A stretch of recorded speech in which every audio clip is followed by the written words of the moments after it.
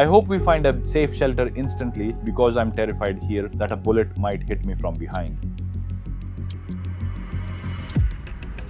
Russia is Ukraine's biggest enemy. A girl holding a Russian passport was here. She was interrogated too, but she was free to go 2 to 3 hours prior to us. They don't care about us at all. Their attitude was just let them suffer in the corner like insects. We are sitting here for interrogation. We are so being harassed and the border police have held us back for several hours, but after being in this insulting situation for 10 hours, I want to know the answer to this question from those officers. Why was this done only to us?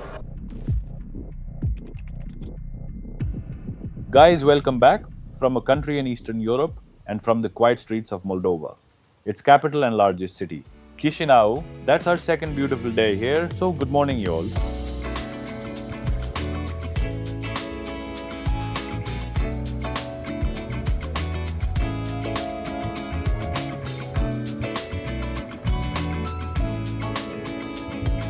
So yeah, in today's video we're crossing the border into a country that's been at war for years now. That's right, I'm talking about Moldova's neighbor, one of the largest countries of Europe, Ukraine. Russia is stepping up its assault on Ukraine with unrelenting force, creating hysteria by warning of a possible Russian strike on NATO. Russian Defense Ministry claims its troops have also captured Prilipka in Ukraine's Kyiv region. You can see the giant cathedral on your screen. We came by here yesterday evening and there were no stalls set up at all. But look around. This morning, so many stalls are set, selling various items now. The place is looking more lively compared to previous time we visited. There's a huge variety of goods and festival preparations are in full swing. Yesterday, they were setting up a stage and I can hear the noise from it now. I guess rehearsals are going on nearby. The event might be this evening or maybe during the day.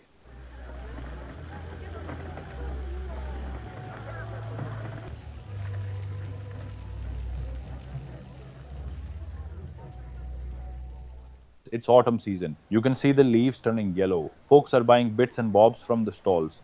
There's honey being sold and a variety of stuff from what I can see here. Anyway, let's head towards the bus station because we don't have much time and we need to enter Ukraine on schedule. We've got a bus to catch this evening. Before leaving, let's enjoy some of the beautiful moments from this country. Because in Ukraine, who knows what kind of circumstances we will face.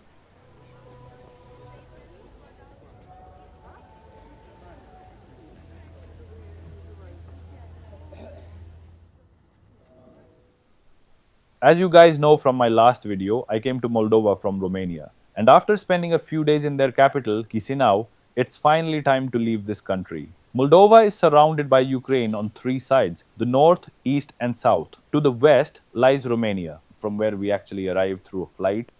Moldova happens to be the poorest country in all of Europe in terms of GDP per capita, and it's also the least visited country on the continent. However, today is a very special day here in Chisinau because there is some festival going on. So the city is decorated at every corner. You'll see the parks are all dressed up and other kind of activities. Even yesterday, the stage was being prepped. Anyway, right now, we're heading to their central bus station, known here as Autogar. Moldova's official language is Moldovan, which is similar to Romanian. They are quite the same language. Since Moldovan or Romanian is a Latin language, it has a lot of similarities with other languages like Spanish, French and Italian. But Russian is also widely spoken here. In fact, you'll see most people on the street speaking Russian. We are heading to Autogar. The word sounds similar in Spanish also, to find a bus to enter Ukraine. We've already got our e-visas for Ukraine. There's a war going on there.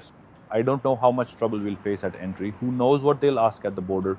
Like, why are we coming to Ukraine during wartime? But hey, they issued the visas. We both have valid e-visas that we got online. I've got no clue what the situation will be like there. I see little market on my right. We aren't too far from the bus stand, just walking through the city towards the station. Look at these old Soviet-style buses. Moldova used to be part of the USSR, the Union of Soviet Socialist Republics. And after the dissolution, they gained independence and formed the Republic of Moldova. Watch my previous video for more info. Our plan was to leave at 6 a.m. But since this is winter season, the sun doesn't rises up to 7. That's why we left around 9:30 in the morning and then we headed to a cafe nearby, Cream de la Cream. I actually went there yesterday too. It's a really nice spot. They had a lot of options, but we grabbed some breakfast, had our coffee and then headed back out towards the bus station. Although, I have to say, the city center was pretty modern with cool coffee shops. But as soon as we got near the bus station area, the vintage vibes started to kick in. Now, we need to hunt for our bus. Signs are written in Russian here. Navankur, how far is the border from here? 150. 150 kilometers. And from there, we'll go to the city of Odessa in Ukraine. How far is Odessa from the border? 50. 50 kilometers. I checked the time and it's already 11. We actually departed from home quite late. We will reach the border and from there we'll head to Odessa. Our first destination is Odessa. Later on, we plan to visit Kyiv and Lviv too, but Odessa is first. That's where we'll take our very first steps into a major Ukrainian city. I mean, that's the most viable option. I think we need to get tickets from here.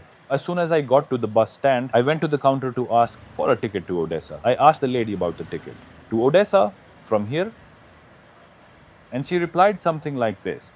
Odessa, Autogar North, Autogar Center. Go to the North bus station. This is Central bus station. You won't catch a bus to Odessa from here. She explained it really nicely. Then a gentleman nearby helped us out. He said, like, Autobus North, go to the North station or the airport station to catch the Odessa bus. And then he said, Tri-Star. for number 30. You guys remember when I landed in Chisinau, Moldova? I took bus number 30 from the airport to the city center. That same bus, number 30, goes back to the airport. So he told us to catch number 30 here and go to the airport station to get the Odessa bus. But we decided to head to Garade Nord, the North bus station. We booked a taxi. It's closer from here. We'll find a bus to Odessa there because it's definitely not leaving from this station. By the way, look, from this station, buses are running to Tiraspol, which is in Transnistria, right? Plus, there are buses to their other big cities like Bender. Navankur has actually been there. When he came to Moldova earlier, he took a bus to Tiraspol from this very station. There's no way through here. Our taxi has arrived. Could you pop the trunk for us? India есть тут университет. Okay. Медицина. Medicina, Moldova. Да. Okay. Man, there's so much traffic this morning. We could have walked there in 25 minutes, but we've been sitting in this car for more than that already. Look, it's 12 p.m. now. The traffic was so bad. The driver turned Chisinau into Africa or something. Finally reached the bus station. I have no idea when we will reach Odessa and when we will catch the next train. Spasiba. That took forever, really. The streets were packed. Anyway, the taxi fare came to 60 Moldovan leu. $1 is about 17 leu, and 1 leu is roughly half euro. So it wasn't that expensive. I mean, this much amount for an hour-long ride. If you compare it to the rest of Europe, Moldova is pretty cheap. We've arrived at the North bus station. Let's see if we can find the bus to Odessa here. Navankur went ahead to check. Look how clear and amazing the sky is. Clear blue sky, sunny weather. Look, there's the bus standing there. It's for 12:30. Gotta buy tickets from that counter. Odessa. Dude, this is absolutely crazy. The very first bus I saw parked was heading to Odessa, and the conductor here spoke English. I asked where to get tickets, and he said right here. It was 20 euros a head. I handed him a 50, and he gave me 10 back. We could pay in euros too. We didn't have any local currency left, just cash euros, so we paid with that. From this bus station, rides are leaving for Romania, Ukraine, and Russia. Bucharest, Brasov, those are all Romanian cities. Even Cluj-Napoca. Let's grab a water bottle for the road. A 1.5 liter bottle cost 18 Moldovan leu, about €1. Compared to the rest of Europe, that's a steal. Elsewhere, this would be like 2.5 or 3 euros. This is a big 1.5 liter bottle. In contrast to the rest of the continent, it's dirt cheap. I know, I've been comparing everything lately, but that's just to provide a better perspective. While I went to get water, my friend Navankur was checking their website to see the timings, frequency, and ticket prices. Since we paid 20 euros, we wanted to verify if that's the actual price. He realized there are 16 buses a day running from Chisinau to Odessa. There's a war going on in Ukraine, but Odessa, which is a city in the south, isn't in such bad shape. There isn't massive destruction there. It's a port city right on the Black Sea, so there's still a lot of movement in and out of Odessa. Although, whoever I told here in Moldova or back in Romania that I'm heading to Ukraine, they were like, bro, are you crazy? There's a war going on. That's not safe at all. In fact, I told a Ukrainian friend of mine that I was going today. I told him yesterday, who isn't in Ukraine right now. And he just messaged me asking, where are you? Is it safe? Is everything okay? He was worried about me. I responded to each one of them that I am safe and haven't reached there yet. By the way, Ukraine is known as the breadbasket of Europe because its black earth soil produces a ton of grains. And the country exports a lot of grain and sunflower oil to other places. And Odessa, where we're headed, is a major port city for Ukraine. Russia has launched missile and drone attacks to shut down the port and stop them from exporting grains via the Black Sea. But despite that, the city's condition isn't too bad. So let's get there and see what the situation is like. As we move closer to the center of the country, things will get more intense. From what I have heard, in the daytime, the city is moving quite normal. At the night time, curfews are imposed in many regions, but our first challenge is just crossing the border and reaching Odessa. There's Wi-Fi on the bus. Are we going to Odessa or Bali? The driver said skip the first 4 seats and sit anywhere else. The whole bus is empty. It's almost time to leave, just 4 minutes left until 12:30. Hold my bag. Some passengers have boarded, but we noticed there aren't any guys. It's just us. Between all these women. Yes, we saw only women inside the bus. That's because most of the men above 25 have been drafted in the army. So you'll only see women traveling. Alright, the bus is moving. Still, like I said, only women on board because men aren't even allowed to leave the country. They're all serving in the military. It's illegal for them to leave.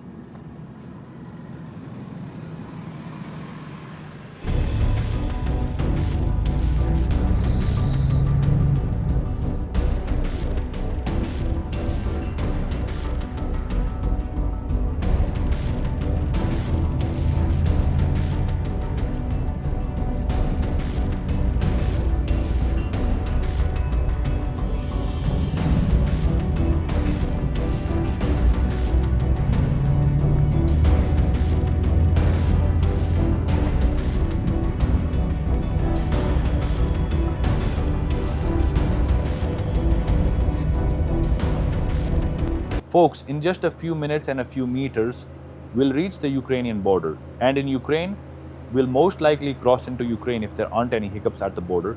I think this is the last town here. And as I told you before, the Dniester River flows through Moldova. And to the east of that river lies a strip of land called Transnistria, which considers itself a separate country. But right now, we're in the south of Moldova. We'll cross the border right alongside that Dniester River and enter Ukraine. And interestingly, we won't hit the Transnistria strip here. We're heading straight into the south of Ukraine. This is basically the last town. The river is flowing right in front of us. It was visible a moment ago too. Look, it's right there on our left. That's the Dniester River. You see these houses? We're gonna drive parallel to them for a bit. And then further up, we'll take a hard left towards the border. The entire route was just desolate, bro. Just fields as far as the eye can see. It's autumn right now, so the trees are turning all shades of red and yellow, and we haven't seen a single car on the road, maybe one or two locals. But look at the road, it's just us. Even the villages we're passing are completely ghost towns. The few settlements we saw were totally abandoned. Maybe people fled their homes to other parts of the country out of fear of the war. That's why even in these small towns, there isn't a soul in sight. We're passing right through the middle of this town, and it's dead silent. Nobody around, even near the border areas. It's like these border villages have turned into ghost towns. Houses empty, streets deserted. We're just sitting here, moving slowly, wondering how these houses or ghost towns looked at its peak. The war has changed things so much. Not much to look at, honestly, just the buses ahead and the road stretching forward. It's one of those moments where nothing really happens. You're just passing time and watching things inch along. And there it is. That's the border. You can see the queue of buses waiting, probably for their turn. You always see trucks lined up at borders like this, hauling goods. But it still feels pretty empty. There was an announcement and the bus stopped here near the restrooms. Our time starts now. The checkpoint is right ahead. Guys, the situation across this border is so volatile. You never know what might happen. And we are willingly putting ourselves in this vulnerable position by crossing over into Ukraine. Let's just pray that we move safely from now on.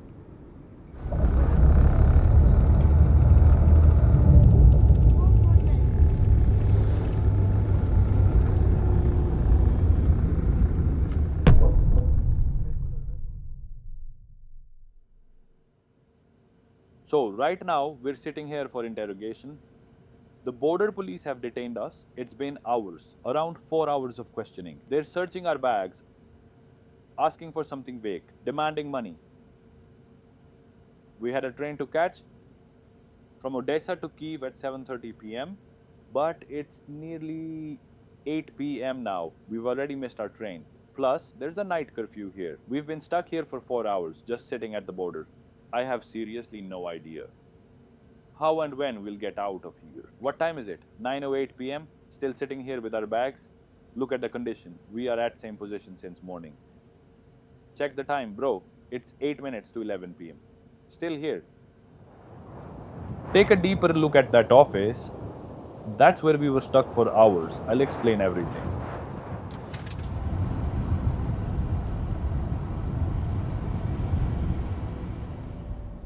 Alright guys, we finally entered the city of Odessa. It's a 1:15 in the morning. The city is under curfew. I don't know how we're gonna spend the night or where we'll stay. We just found a little light here. Everything behind us was totally blacked out. It was so pitch black that we couldn't see a thing. We need to find a roof over our heads for the night. Once we settle in, if I get the chance, I'll tell you exactly what went down at the border, what happened to us for the last 10 hours. For now, we're just driving around slowly, trying not to mess up because of the curfew. The streets are almost empty, barely any cars, and everything feels shut down. We're somehow traveling in this van we managed to find at the border. At every few meters, soldiers stop us, search us, and ask how we're out at this hour. Once we find a spot, I'll update you on the situation. It's definitely curfew time. You can't see anything. It is total darkness. The curfew starts around 11 or 12 at night, so it's been in effect for a couple of hours. Just look at the darkness on the streets and the silence. Пожалуйста, Одесса, привоз.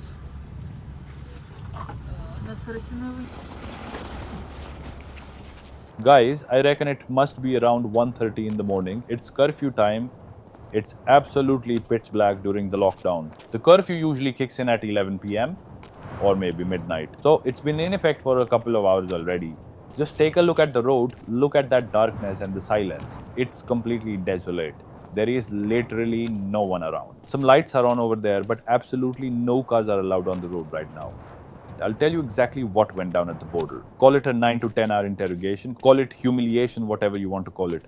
I'll share the story. I just need to find some shelter first. That's like our first priority. Honestly, I am getting scared here, like I'm about to catch a bullet. When we were at the border, only one police officer would somewhat respond to us. But that was also tough because of language. He knew just a couple of words of English. We asked him, even if we make it to the city now, won't there be a curfew? He said yes. We asked, can we just walk around at night during the curfew? How are we supposed to go out? He just said, I can't say anything about that. Since we couldn't stay at the border, we were like, where do we go then? So now, made it this far and found a hotel, but who knows if they'll even let us check in at this hour with everything locked down. Just feel the silence. Not a single car in sight because it's strictly forbidden. The military is patrolling everywhere. There were checkpoints. It honestly reminded me of Syria. Our van kept getting stopped. I'll fill you in on all of this once we find a place. But look at this, it's 1:30 a.m. and forget people, there aren't even cars moving. And we're just walking through the night. We're somewhere near the city center right now, walking down the middle of the road. We have to be careful not to walk too close to any government buildings because even if someone notices us by accident, it could mean trouble.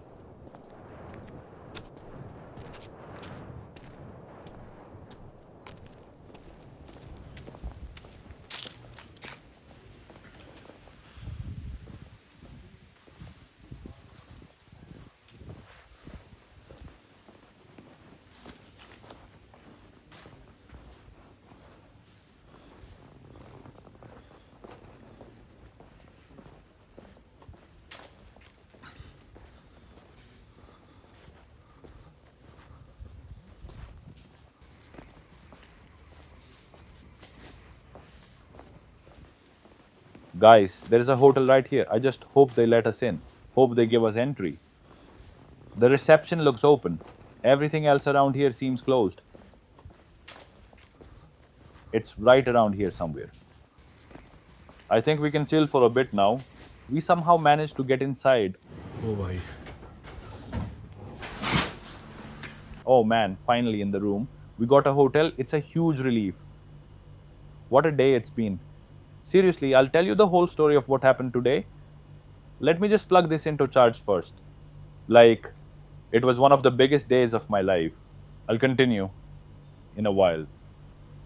So guys, finally, After a very long day, we have entered Ukraine. We somehow reached a hotel and found a place to spend the night. Speaking of current time, it is 2 a.m. in morning or 2 at night, whatever you want to call it. And we checked out of our hotel in Chisinau this morning around 10:45 a.m., all packed and ready to go. You all saw our journey so far. I didn't document it much because I was saving it for Ukraine. We stopped at a cafe nearby in Chisinau, Creme de la Creme, a French bakery. We had breakfast there, but since then, both of us have been on the move. With our bags, just traveling. We haven't eaten anything since then. And that's why we were low on energy as well. And there have been no stops. So that breakfast at 10:30 a.m. was the last thing we ate, just something small. Since then, we had no access to restroom and nothing to eat because we were sitting there like insects. Now, let me narrate the story of what exactly happened to us at the border.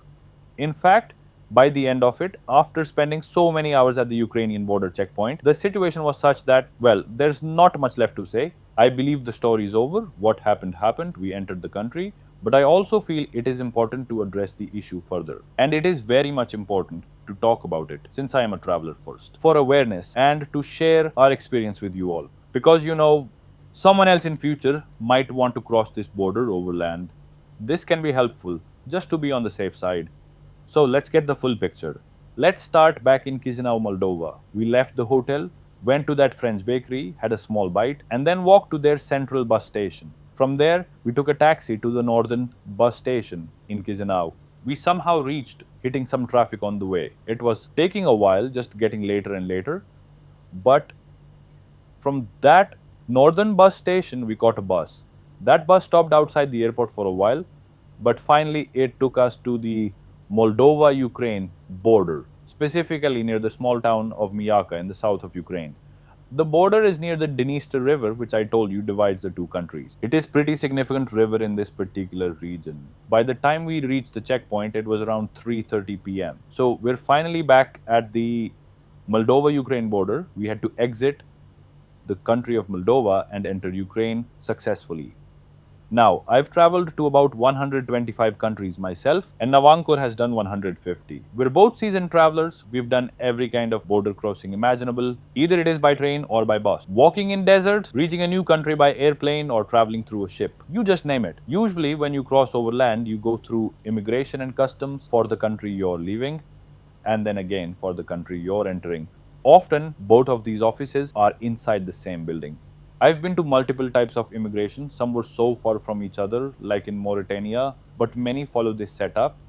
That was the case today. The customs and immigration for both Moldova and Ukraine were together in one building. So it wasn't like we had to stamp out of Moldova and then walk a long way to the Ukrainian side. It was all right there. That makes it easier for buses that travel between border to carry the passengers with as few stops as possible. So for everyone, they just had to stop once, hand over their passport, get them stamped, and good to go. Consequently, we arrived at this common immigration and border security checkpoint. As you saw, the bus was almost empty. Just a few people, mostly Ukrainian ladies or maybe Moldovans, but all women. The bus driver took our passports to customs and immigration. They asked for a visa. We had Schengen visas on our passports. The Moldovan officer asked for a Moldovan visa. We had obtained our visa based on our Schengen visa on arrival. So he looked at the Schengen visa and took the passports. About 5 to 10 minutes later, the officer came back and said, "You two Indians, get off and follow us to the office." Everyone else got their passports back. At this point, we were relaxed. We've dealt with these situations plenty of times. We knew this would happen.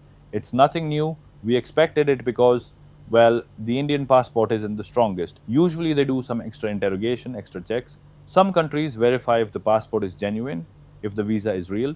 And even if it is real, they ask, why did you come? When are you going back? What did you do? We were prepared for all that. In fact, when we were getting off the bus, we were smiling. We were like, here we go again. And I was literally telling my friend 2 minutes earlier that I really don't like overland border crossings for this exact reason. Now, this has happened to me plenty of times before. And because of us, the rest of the bus is going to have to wait. If we'd just flown in, we'd be standing in an immigration line. The plane would have already landed. And nobody would be stuck waiting on us.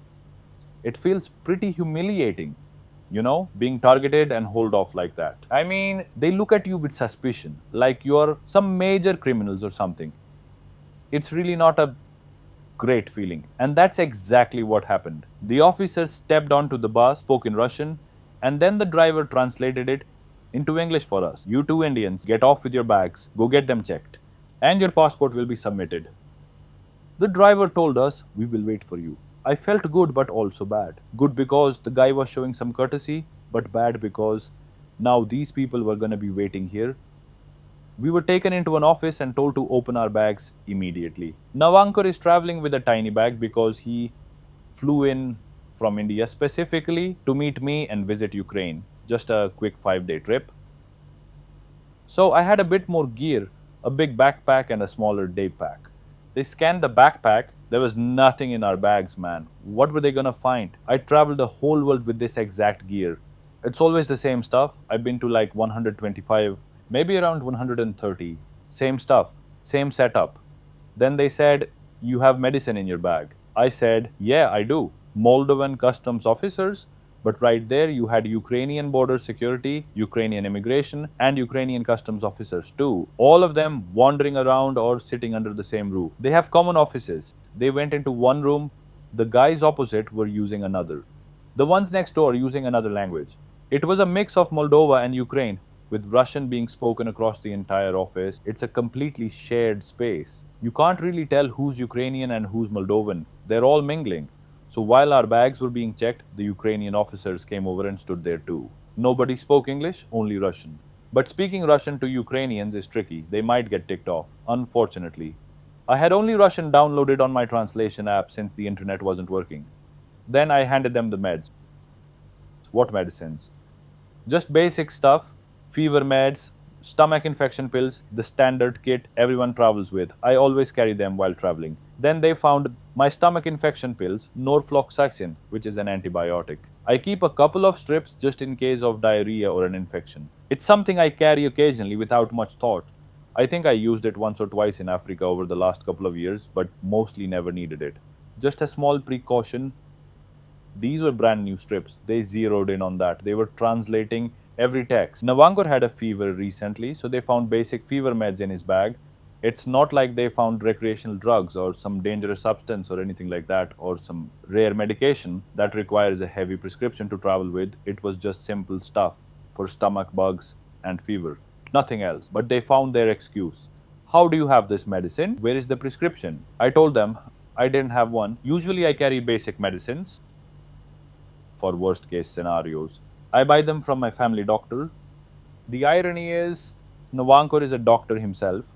Does he even need a prescription? He had fever meds. I had the norfloxacin strip. Something similar happened to me once in the Gambia in Africa. But that's Africa. This is Europe. These countries want to join the European Union. Both Moldova and Ukraine are asking to be let in. But you'll see what their challenges are. I've described them in previous videos. So they're translating the text on the packet, and sure, it says not to be sold without prescription. Standard stuff. So they kept saying, it's written here. Where is the prescription? Where is yours? It was getting confusing. We didn't understand the language. So I thought about calling my friend Ilya. He's Ukrainian. I figured there was no point calling a Russian friend. That would just annoy them more. Better to get a Ukrainian friend on the line. So I immediately texted Ilya, one of my closest buddies who lives in Berlin. He's a really good friend. I told him, I'm at the border. I need you to translate for me. If you're free, call me. Ilya called. And I put him on speaker. He started speaking Ukrainian with the Ukrainian officers. But my bag was with the Moldovan officers who were speaking Russian.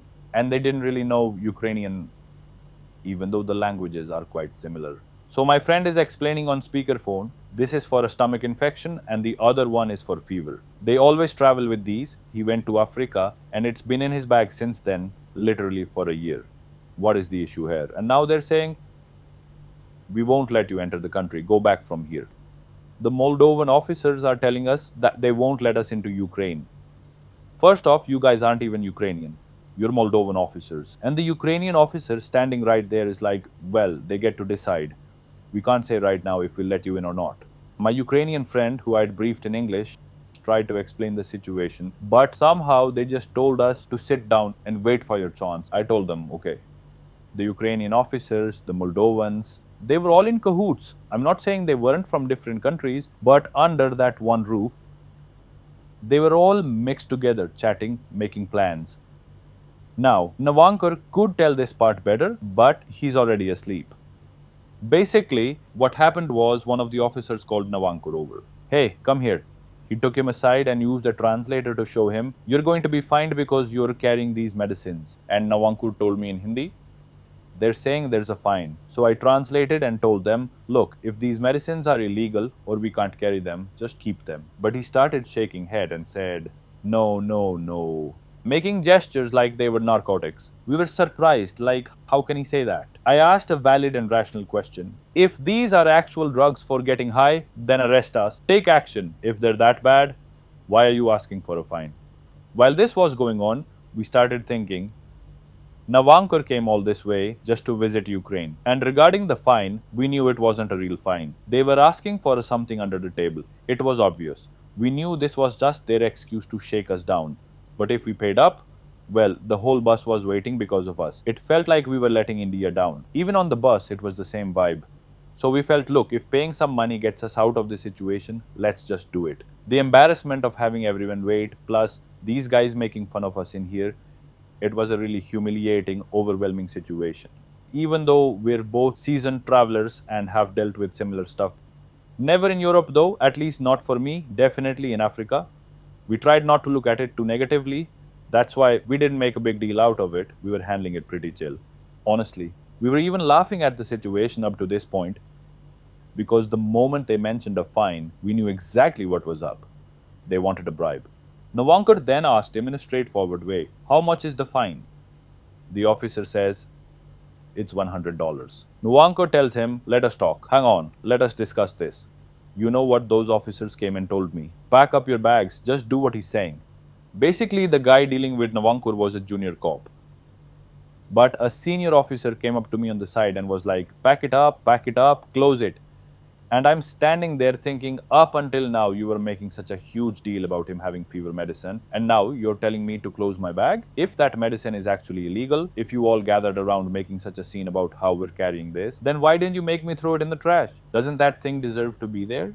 I mean, I don't really want to say this. It's a very sensitive thing to say. But in a country facing threats of missiles, drones, and bombs, this is what you're making an issue out of, that he has a paracetamol pill for emergency purposes. And if that pill is as dangerous as you say, if it's being treated as such a serious risk, then why would you allow to bring a strip of paracetamol in after taking the fine? If it is hazardous, then it is either way. To me, obviously that pill means nothing. Absolutely nothing. But if you kicked up such a massive fuss, all the officers surrounded us. The bus eventually left us because others were getting late. If that fever pill was such a big deal, why didn't you make us throw it away? What is this pack it up, let's go nonsense? Overall, the situation felt unnecessarily tense and poorly handled with no clear explanation given at the time.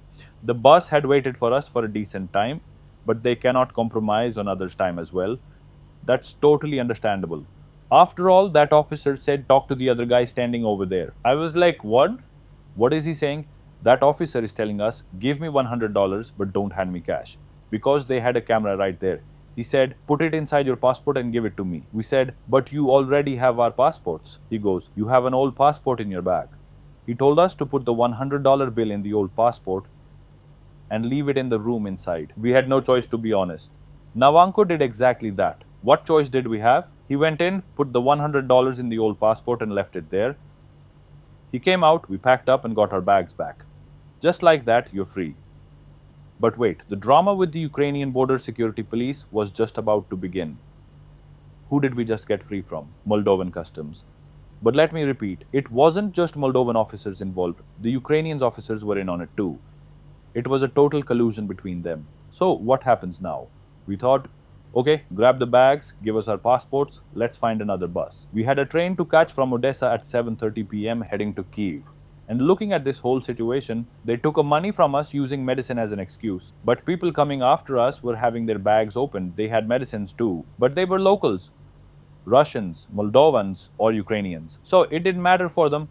There was this one older guy with a massive bag packed with sealed boxes of medicine. We saw it right in front of us. Even we were surprised at that man who carries these many medicines through border security and immigration. That was straight up smuggling. Personal use requires one strip. If you're carrying a bag full of sealed boxes, that's not personal use. But they had no problem with him. Why was their problem only with us? I have no idea. I'm still figuring out why they had problem only with us. Who knows? Let's forget it. So we thought, alright, we're done here. We figured we could still reach Odessa in time to catch our train because we had to get to Kyiv. Kyiv is the largest city and the capital of Ukraine. It's a very old historic city, maybe 1500 years old. It was an overnight train. We were exhausted and that's why we booked the train at 7:31. It was an 8 to 10 hour ride. We thought we'd sleep comfortably in the sleeper train, reach Kyiv the next morning and explore the city properly. Make some videos in Kyiv, spend 2 or 3 days there. We had no plans to stop in Odessa, just hang around for a few hours then head to Kyiv. But we arrived at the border at 3 p.m. and dealing with this whole mess, it was already 5 p.m. So we were in a rush. We just wanted to get to Odessa so we wouldn't miss the train. But our passports had now been passed to the Ukrainian officials. And now the Ukrainian officers' game began. That is the special part of the story. Let me tell you, it was the border security guys, border police force or security force, whatever, wearing those yellowish uniforms. Yeah, I think that was yellow. An officer walks up and tells us, "You are going to be interrogated." Let me remind you again, nobody speaks English, we don't speak Russian. A few words here and there, maybe they know a couple of words of English, but everything is happening via a translator app. They tell us there will be an interrogation and it will take 1.5 hours. This is at like 5 o'clock or we thought if it takes an hour and a half, we'll miss our train. Because Odessa city was still an hour away from the border. So we told them, whatever it is, just do it fast. But by this point, we were already feeling pretty insulted. We felt like just turning back and telling them, we don't want to come to your country. If we aren't welcome, then what's the problem? Especially Navankar, he traveled all this way. He spent so much money on expensive flights just so we could finally do a trip together after a year and a half. We've traveled to 25 countries together, but we hadn't done a trip in a while. I really wanted us to go to Ukraine together. He's actually been there once before. It's my first time in Ukraine, and he spent so much money to get here. We put so much effort into this trip, so we thought, let's just tolerate it a bit longer. We kept tolerating it bit by bit. But if they had such a huge problem welcoming us or letting us into their country, why did they give us a visa? First off, I applied for a Ukrainian visa twice for different dates. Both times, my visa got approved. We have valid visas.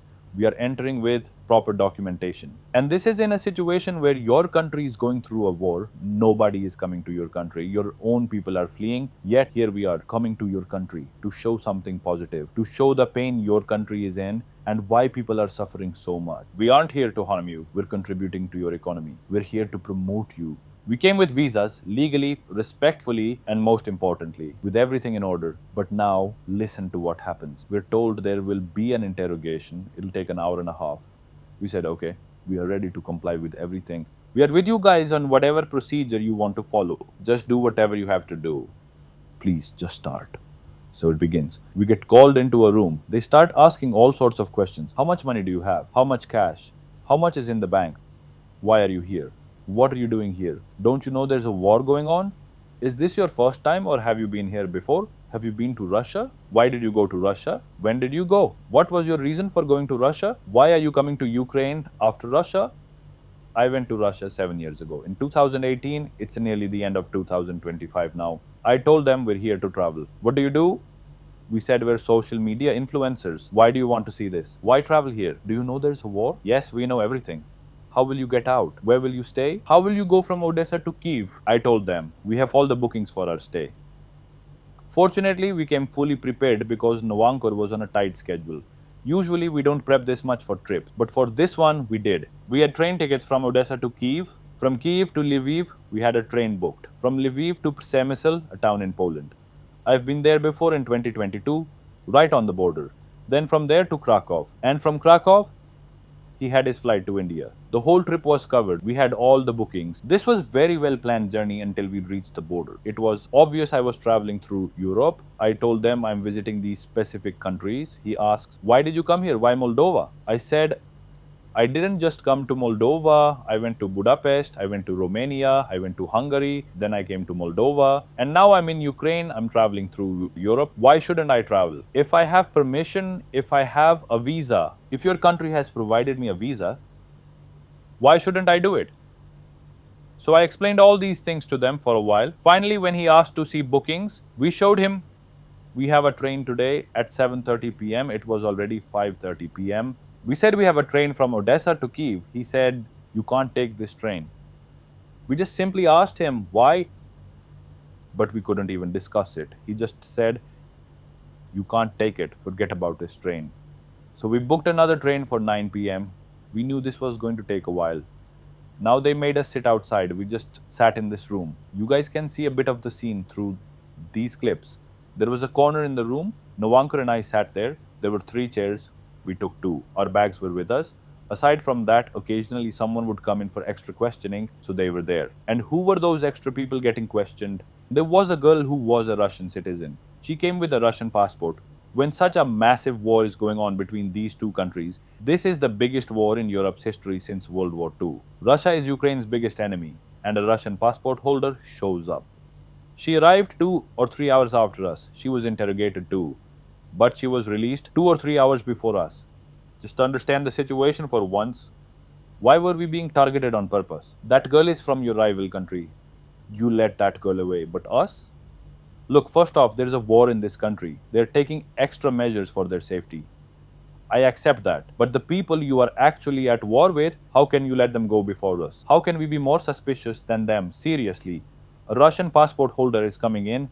It felt like we Indians were the ones fighting the war against you. I don't know, man. I just didn't get it. What kind of personal agendas are you guys running? Anyway, they kept us sitting in that corner.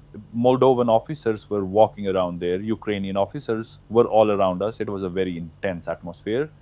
Everyone was staring at us. Any passenger, just a regular person passing through the office for a stamp, would look at us like we were some major criminals who just got caught. We had been sitting there since 3 p.m., 3, 4, 5, 6. The interrogations just kept going. 7 o'clock, whenever they felt like it, they'd take us into the room, ask questions, bring us out, then question us outside, then back in the room, then outside again. This kept going. 7 p.m., 8 p.m. passed. We had booked that second train for 9:30 p.m. Unfortunately, we had to cancel that too.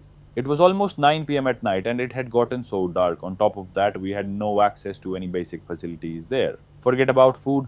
They didn't even ask a glass of water or something. If any country is interrogating you or even deporting you, they should at least have that much courtesy, man. Someone has come to your country. Or even the Moldovans were there. We spent days in your country. At least ask, will you drink some water? Nobody asked us for even a drop of water. Not a single person. The plus point was I had some basic food items in my bag. I had dry fruits and other stuff, some healthy snacks. I had water too. So we were managing. But from their side, they didn't care at all. Just let them rot in the corner. So we just kept sitting there. Everyone looking at us with these weird stares. We sat and sat, 7 p.m., 8 p.m., 9 p.m., 10 p.m. At 10 p.m., I went looking for the officer. We had tried to approach them several times in between, but they would just ignore us without even making eye contact and walk away. That was the moment I thought, it is completely humiliating. We are respected travelers with valid documents. Why are we held like prisoners? Finally, I asked that officer what's happening, what's going on. He says, Aden, which means one person or something like that. He basically said, come with me to the room. He says something in Russian. I don't understand. The translation app is used, but it's not translating correctly. So I say, I didn't understand. Please say it again. He asks me, which language do you speak in India? I said, we speak English in India. That's pretty common.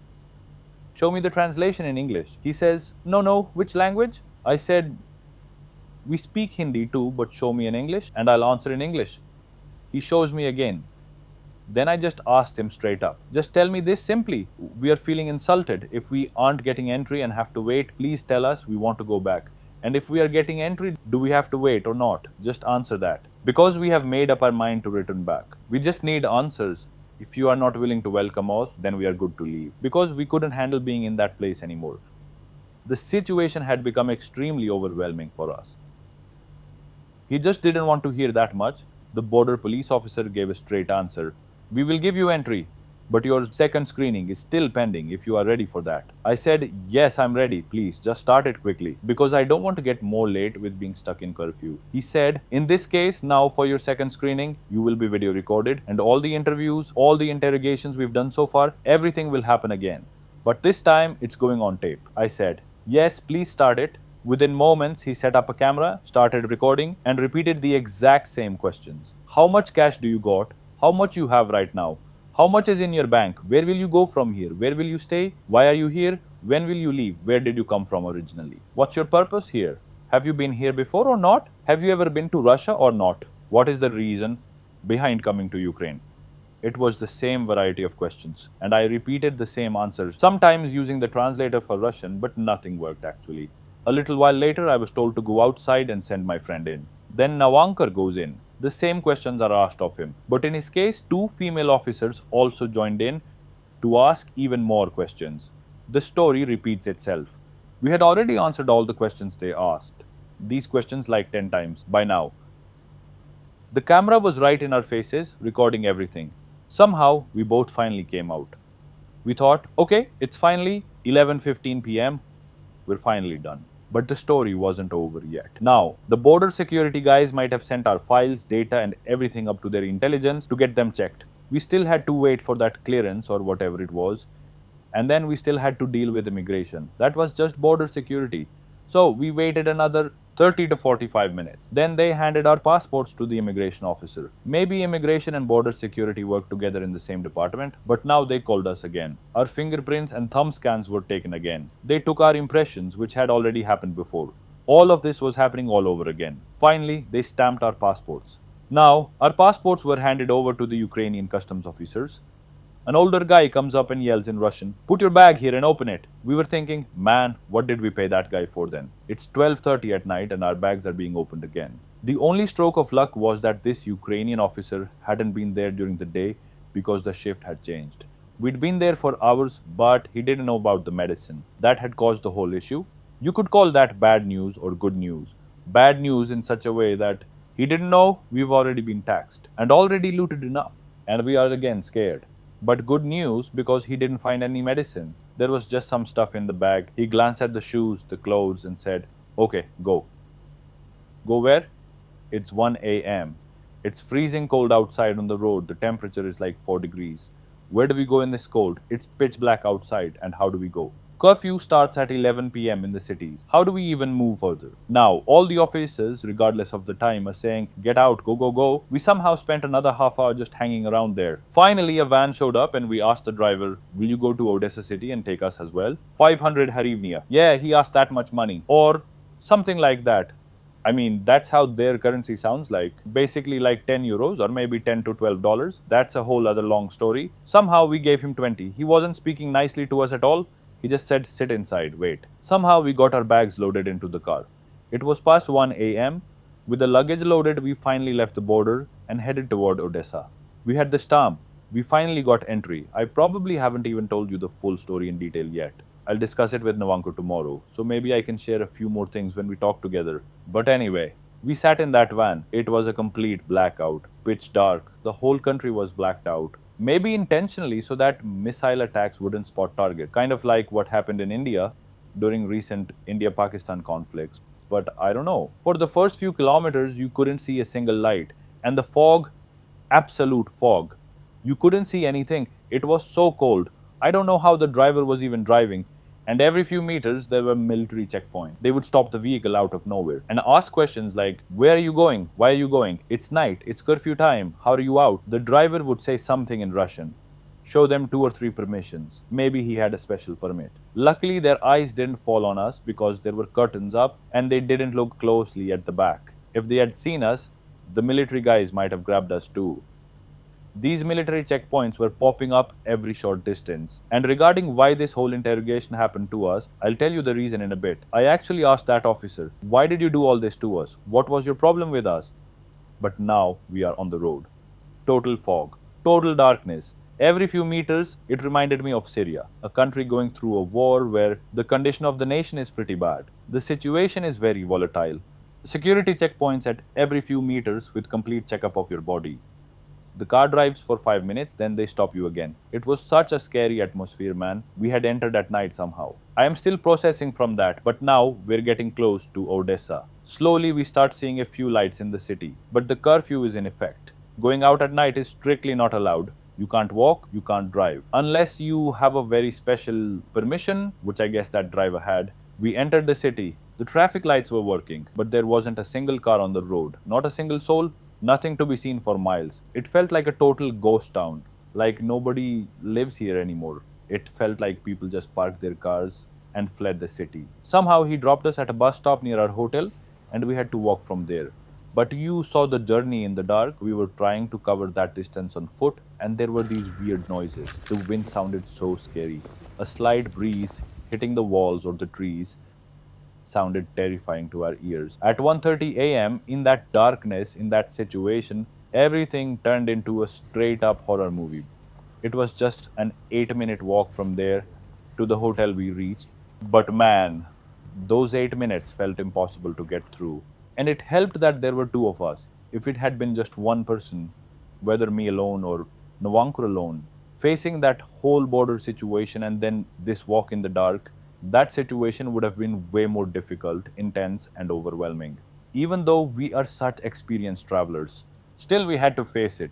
So we reached here, I made the video, and I've told you what happened to us at the border. I know I might have missed some small details. Those emotions I felt back then, they aren't exactly the same now because, guys, we spent 10 hours at that border checkpoint. 10 hours, you can imagine. We have valid visas, all valid bookings, valid documents, everything. They have the right to interrogate, they have the right to ask questions. Fair enough, it's their country. Their country is at war, conditions are terrible.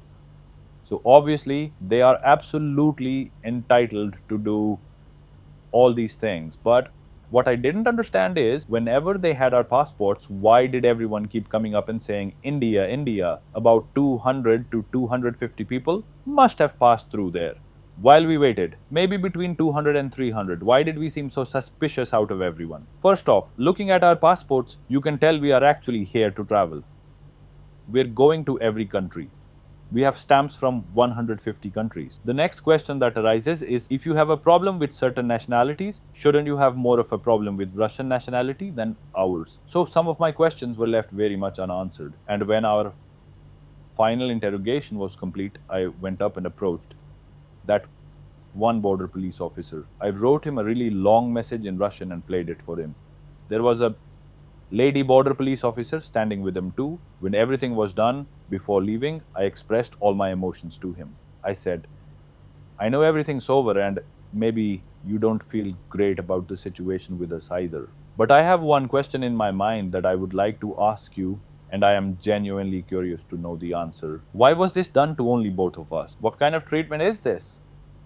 Was the reason our nationality? Meaning, was it because we're Indian? Or do we both look very much suspicious? Or was there some other reason behind this? Just answer these questions. I would really like to know if you think it's okay to tell me. I told him. And I know very well that your country's situation is not good. I respect your work. I respect your job. And I personally don't want to leave here holding any grudges against you. But I am very eager to know the answer to this question. What was the reason behind all that humiliation and insult? Was it our nationality, our being Indian? Because besides us, Russians also passed through there. Or do we just look super suspicious? So we can take care of that in the future. If there was any other reason and you could answer that for me, I would be very grateful. I put this long question and my thoughts in front of them, and I added one more line to this message.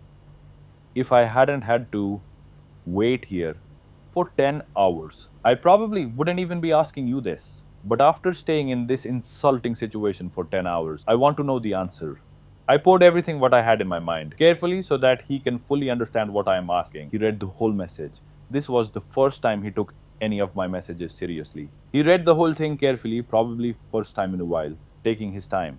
The lady officer standing next to him was also looking at the message. They both looked at screen, and after reading the whole thing, that officer's first reaction was a smile and a little laugh.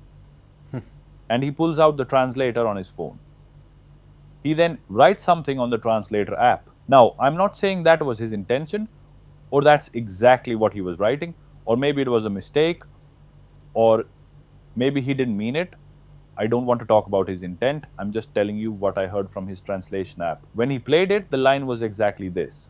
I will tell you the exact phrase. Nothing altered, nothing changed. India is crossing the line.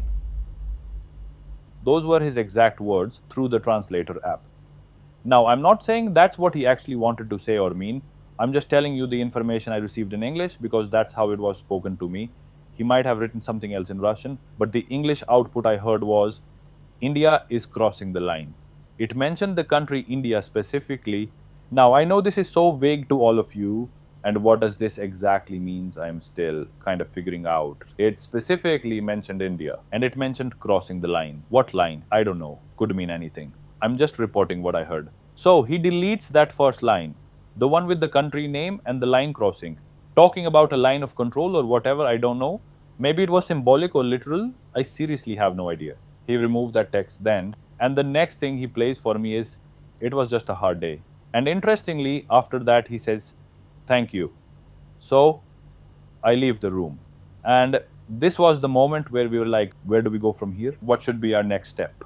Before leaving, I asked that same officer, "There's a curfew in the city. Can we go? Is it allowed or not?" He said something so unserious like, "Yes and no, I don't know." That was his answer. And after going through that entire hassle, catching a random bus or van, we finally reached the city. We got to this hotel. That was today. Our first day traveling from Chisinau, the capital of Moldova, to Odessa, a port city in Ukraine, located near the Black Sea. Black Sea is an inland sea surrounded by 6 countries. In fact, this hotel is even called the Black Sea Hotel. It's right near the Black Sea, where imports and exports happen through Odessa. That was our journey, a very long day, a very exhausting journey. Mentally, it was extremely challenging. Physically, maybe not so much. I probably walk fewer steps today, carrying my bag than I usually do. I get more physical exercise on a regular day. But mentally, this day has absolutely drained me. I don't know how many hours of sleep I need to feel somewhat normal again. I don't know what the coming days are going to bring, what Ukraine has to offer to us, what the country is going to bring to our plates. I have no clue.